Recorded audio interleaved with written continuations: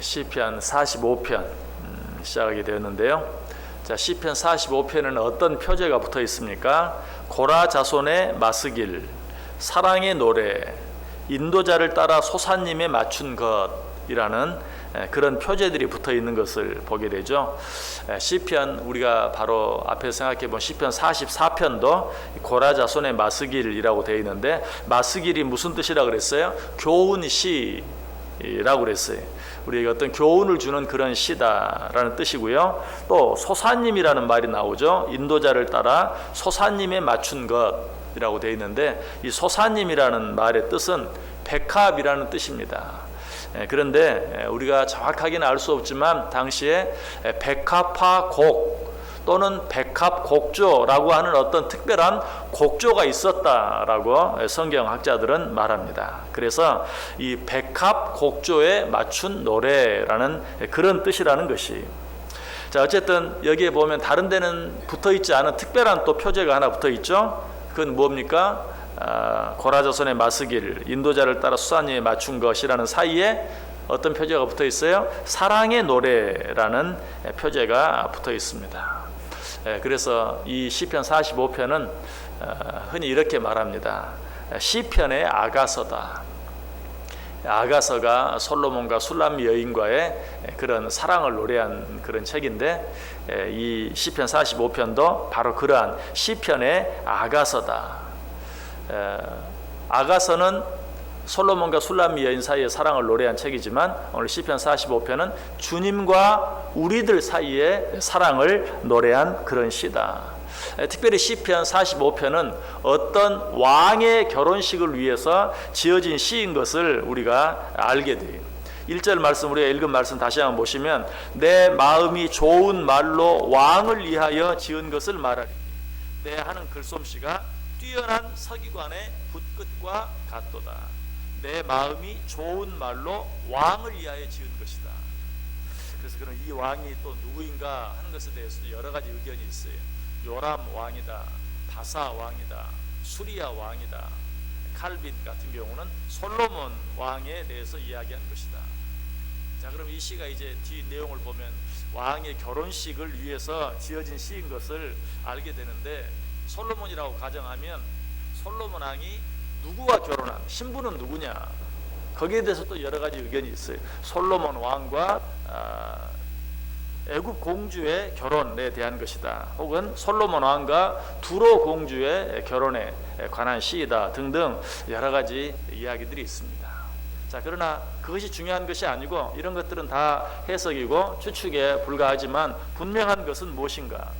분명한 것은, 이것은 우리의 영원한 신랑 대신, 그리고 우리의 영원한 왕 대신, 왕의 왕 대신 예수 그리스도, 즉 메시아와 우리 사이에 그런 사랑의 노래다 하는 것이, 진정한 왕, 영원한 왕 예수 그리스도 메시아 왕과 우리 사이의 사랑을 노래한 것이다. 이것이 메시아에 대한 그런 모형시인 것을 사도행전 1장 8절 9절을 통해서 알게 돼요. 아들에 관하여는 하나님이여 주의 보좌는 영영하며 주의 나라의 규는 공평한 규이니이다. 주께서 의를 사랑하시고 불법을 미워하셨으니 그러므로 하나님 곧 주의 하나님의 즐거움에 기름을 주께 부어 주를 동료들보다 뛰어나게 하셨도다. 예수 그리스도에 대한 그런 말씀이죠. 예수 그리스도야말로 다른 어떤 왕보다도 뛰어난 왕이시다.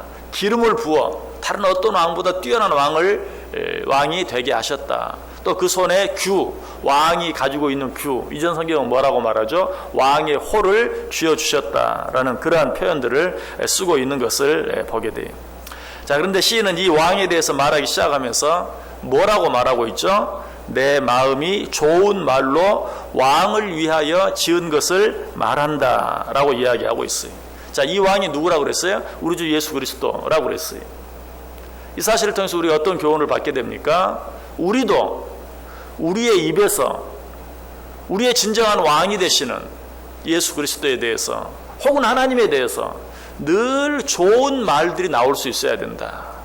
그 하나님을 향한, 우리 주 예수 그리스도를 향한 찬양, 감사, 이런 말들이 우리 입에서 끊이지 아니하고 계속될 수 있어야 된다. 내 마음이 좋은 말로 왕을 위하여 지은 것을 말하리니. 만왕의 왕이신 우리의 영원한 왕 되신 우리 주 예수 그리스도를 향한 아름다운 노래, 아름다운 찬양, 아름다운 감사가 우리 입에서 끊이지 않아야 한다 하는 것을 우리에게 이야기해 주고 있어요. 또 한 가지 이 말씀을 통해서 얻을 수 있는 교훈이 있다면, 자, 주를 향한, 만왕의 왕이신 주를 향한 그런 아름다운 말들이 우리 입에서 계속해서 나가야 되는데, 그것이 단순히 우리 입술에서 나오는, 요즘 말로 하면 립 서비스가 되어서는 안 된다라는 것이. 왜? 오늘 본문은 뭐라고 말해요? 내 마음이 좋은 말로 왕을 위하여 지은 것을 말한다. 비록 입술을 통해서 주를 향한 찬양, 감사의 고백들이 나오는데, 그것이 단순히 입술에서 나오는 립 서비스가 아니라 마음속 깊숙한 곳에서 우러나오는 좋은 말이다 라고 얘기하고 있어요. 자, 우리 가운데 주를 향한 그런 찬양이 없는 사람은 아무도 없어요. 주를 향한 아름다운 감사의 고백이 없는 사람이 아무도 없어요. 우리가 잠깐만 기도한다 할지라도 그 기도 속에는 주를 향한 아름다운 찬양이 있고 고백이 있어요. 감사의 내용들이 있어요. 그러나 우리가 확인해 봐야 될 것은 무엇이, 내 입에서 좋은 말이 나가는 바로 그런 것이 아니라 그 말이 내 마음 깊숙한 곳에서 우러나오는 말이냐, 아니면 그저 입에서 만들어진 그런 말이냐 하는 것을 확인해 볼 수 있어야 된다는 사실이. 오늘 보면 자세히 다시 한번 전체를 보세요. 1절 보시면 내 마음에서 좋은 말이, 내 마음이 좋은 말로 왕을 위하여 지은 것을 말하리니 내 혀는, 죄송합니다. 이 말씀 제가 개역 성경으로, 이전 성경으로 이 말씀을 다시 한번 보면 내 마음에서 좋은 말이 넘쳐 왕에 대하여 지은 것을 말하리니 내 혀는 필객의 붓과 같다라고 말하고 있는데, 여기 뭐라고 말하고 있어요? 오늘 이 개역 개정 성경과는 좀 다르게 내 마음에서 좋은 말이 넘쳐 왕에 대하여 지은 것을 말하리니, 내 마음에서 좋은 말이 넘쳐 나온다라고 이야기하고 있어요. 자, 넘쳐 나온다는 말, 이 말은 원어적인 의미를 보면은 주전자에서 물이 끓어서 넘쳐 흐르는 그런 표현이, 내 마음에서 좋은 말이 넘쳐난다, 마치 주전자에서 물이 끓어 넘쳐 흐르는 것처럼. 이 말은 뭐예요? 억지로 좋은 말을 하는 게 아니, 물이 끓으면 저절로 넘쳐 흐르는 것처럼 내 마음에서도 우리 주님을 향한 좋은 말이 넘쳐 흐른다라고 말하고 있어요. 우리도 그럴 수 있어야 돼. 입만 벌리면 주를 향한 찬양, 주를 향한 감사가 나올 수 있어야 돼. 그저 옆구리를 쿡 찌르면 주여 할렐루야 감사합니다 찬송합니다 하는 그런 고백들이 우리 마음 안에서 늘 나올 수 있어야 된다. 오늘 지금 시인은 그렇게 하고 있어요. 내 마음에서 좋은 말이 넘쳐난다. 누구를 향한? 왕을 향한, 왕에 대한 좋은 말이 넘쳐난다라고 이야기하고 있어요. 자, 우리는 어떠한지 다시 한번 우리 자신을 한번 봐야 돼. 정말 주님을 향해서 잠깐 찬양하기도 쉽지 않고, 주님을 향해서 잠깐 기도하기도 쉽지 않은, 말 한마디 한마디를 억지로 짜내고 있는 그런 신앙생활은 아닌지, 아니면 그저 입만 열면 주님에 대한 자랑, 주님에 대한 찬양, 주님에 대한 감사가 내 속에서 정말 끓는 물이 흘러 넘치듯이 나오고 있는지. 여기서 주전자에서 끓는 물이 훔쳐 넘친다라는 그런 말을 생각해 보면, 정말 그러기 위해서는 우리 안에 어떻게 해야 되는가? 성령으로 뜨거워질 수 있어야 돼. 우리의 마음속이 무엇인가로 뜨거워지면 어때요? 입만 벌리면 그 이야기가 나와요. 여러분 혹 주위에 그런 사람 없습니까? 입만 벌리면 아주 그 이야기, 자기가 미쳐있는 어떤 이야기, 그 이야기를 하는 사람들 우리가 간혹 보죠. 우리가 사실은 그러해야 돼.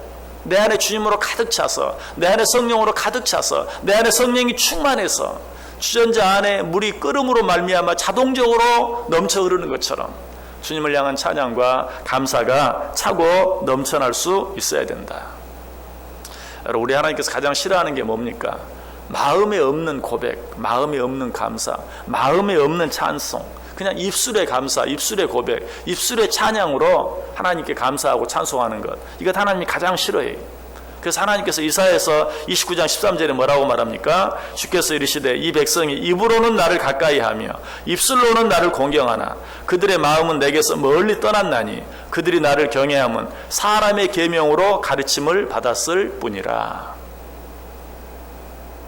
그들이 입술로는 나를 가까이하나 마음은 내게서 멀다. 혹시 우리 입에서 나오는 그런 찬양과 우리 입에서 나오는 감사를 하나님이 들으시고 이렇게 우리를 책망하진 않을지, 네가 입술로는 나를 가까이 하는 것 같은데 내 마음은 내게서 멀리 떨어져 있구나 라고 책망하지는 않을지 한번 확인해 봐야 돼요. 예수님께서도 이 말씀을 인용하여 또 한 번 말씀하시죠. 마태복음 15장 8절에서 이 백성이 입술로는 나를 공경하되 마음은 내게서 멀도다. 예수님께서도 그 말씀을 똑같이 인용해서 또 한 번 말씀하셨어요. 왜 그러셨을까요? 우리의 입술의 고백이 정말 마음 깊숙한 곳에서 우러나오는 것이라야 하나님을 기쁘게 할 수 있고 우리 주님을 기쁘시게 할 수 있는 것이기 때문에 이 사실을 또 한 번 우리에게 말씀해 주고 있어요. 오늘 하루 어떻게 살기를 원하십니까? 우리는 오늘 하루도 많은 말들을 하며 살 거예요. 우리 입에서 어떤 말이 나오느냐 하는 것 참 중요해요. 뿐만 아니라 그보다 더 중요한 것은 그 말이 어디에서 나오는 것이냐. 우리가 이 하루 여러 가지 모양으로 여러 가지 표현으로 주님께 감사하고 주님을 찬양하고 산다 할지라도 그것이 내 마음 깊숙한 곳에 나오는 것이 아니라면 아무 의미가 없어요. 내 마음 깊숙한 곳에서 그 말을 하지 않고는 견딜 수 없는, 주님께 감사하지 않고는, 주님을 노래하지 않고는, 주님을 찬양하지 않고는 견딜 수 없는 뜨거운 물이 끓어 차고 넘쳐 흐르듯이 우리 입술에서 정말 주를 향한 감사의 고백이, 찬양의 고백이 넘쳐날 수 있는, 그래서 우리의 그 감사와 찬양을 듣고 주의 마음이 시원케 되고 주의 마음이 기쁘게 되는, 여러분 우리가 주님의 마음을 기쁘게 하면 어떻습니까? 주님께서는 그 갑절로 우리의 마음을 기쁘게 하시고 우리의 마음을 평안케 해주세요. 거기에 참 안식이 있어요. 내가 내 자랑하면 어때? 하고 나면 공허해져요. 그것이 내게 힘이 되는 것이 아니라 오히려 힘을 빠지게 해요. 내가 내 자랑하면 어떻습니까? 다른 사람으로도 칭찬을 받는 게 아니라, 물론 겉으로는 그렇게 받을 수 있죠. 그러나 오히려 다른 사람들에게 미움을 받게 돼요. 때로는 시기를 받게 돼요. 그러나 내가 내 자랑하는 것이 아니라 하나님 자랑하고 하나님을 높이고 하나님을 찬양하고 하나님께 감사할 때 하나님께서 나를 높여주시고 사람들도 나를 높여주는 그런 은혜를 체험할 수 있어요. 이 하루가 그런 하루 되어줄 수 있기를 주님의 이름으로 간절히 축원합니다. 기도하겠습니다. 하나님 감사합니다. 새로운 하루를 주셔서 감사합니다. 이 하루 우리의 입에서, 아니 우리의 마음속 깊은 곳에서 우러나오는 주를 향한 감사와 주를 향한 찬양이 넘쳐나게 하여 주옵소서.